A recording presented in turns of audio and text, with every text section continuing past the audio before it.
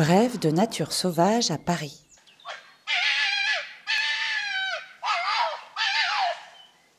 Aujourd'hui, le renard roux.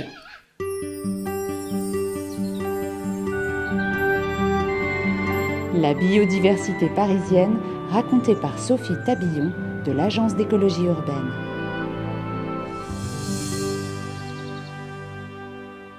Plus grand des mammifères sauvages parisiens, le renard roux est un canidé d'environ 1 mètre du bout du museau au bout de la queue touffue.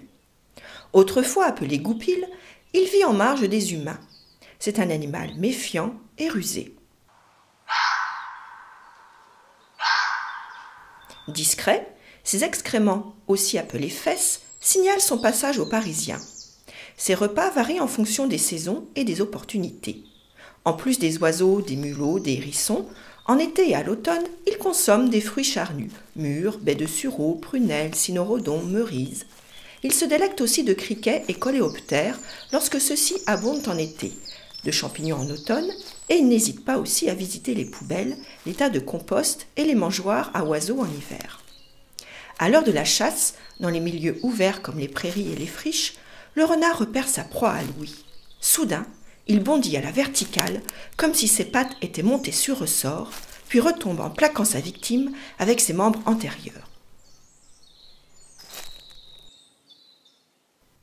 Le renard vit en couple ou en petits groupes familiaux. En milieu urbain, chaque couple de renards a besoin d'un territoire de 50 hectares contre au moins 400 hectares en milieu rural. Leur tanière est aménagée par la renarde, dans un tronc d'arbre creux, un fourré dense ou un abri creusé dans un talus, une butte de terre, qu'elle tapisse d'herbes et de feuilles sèches. Les tanières ont parfois plusieurs issues pour faciliter la fuite en cas de danger. L'accouplement a lieu entre mi-janvier et mi-février, période durant laquelle le mâle, en parade, pousse des cris perçants que l'on entend à plus d'1 kilomètre.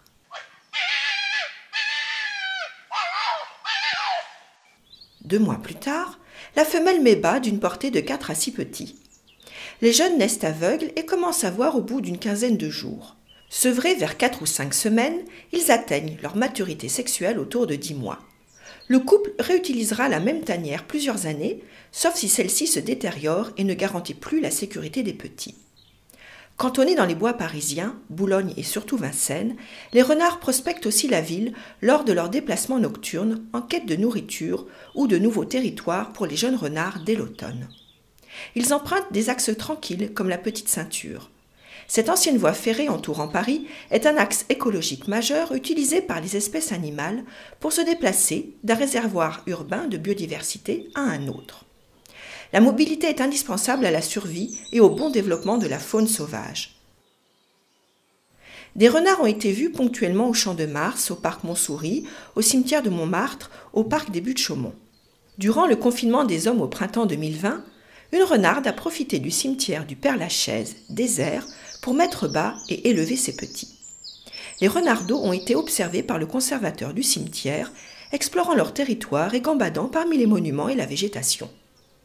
L'augmentation du nombre de renards en Île-de-France s'explique par l'éradication de la rage, l'interdiction de la chasse, une grande capacité d'adaptation de l'espèce au milieu urbain et l'abondance de nourriture, notamment les déchets dans les poubelles faciles d'accès.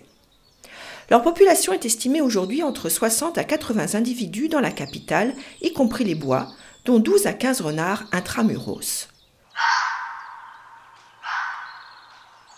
La gestion écologique, l'absence d'utilisation de produits phytosanitaires dans les cimetières depuis 2015, explique aussi leur présence dans ceux d'Ivry et de Thiais. Le milieu s'est enrichi de nature. Plantes, insectes, rongeurs, oiseaux présents en nombre favorisent la venue des prédateurs en bout de chaîne alimentaire. Le régime alimentaire omnivore du renard roux rend aux humains des services insoupçonnés. Il est un auxiliaire pour les forestiers. Pépins et noyaux de baies et fruits charnus non digérés se retrouvent dans ses déjections et sont disséminés par l'animal.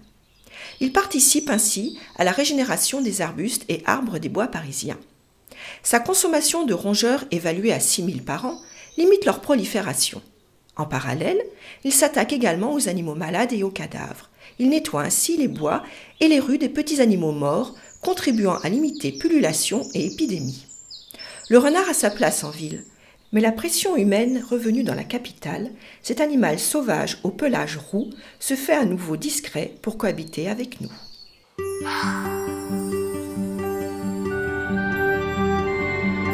Pour tout savoir sur la nature à Paris, rendez-vous sur le site des acteurs du Paris durable et sur paris.fr.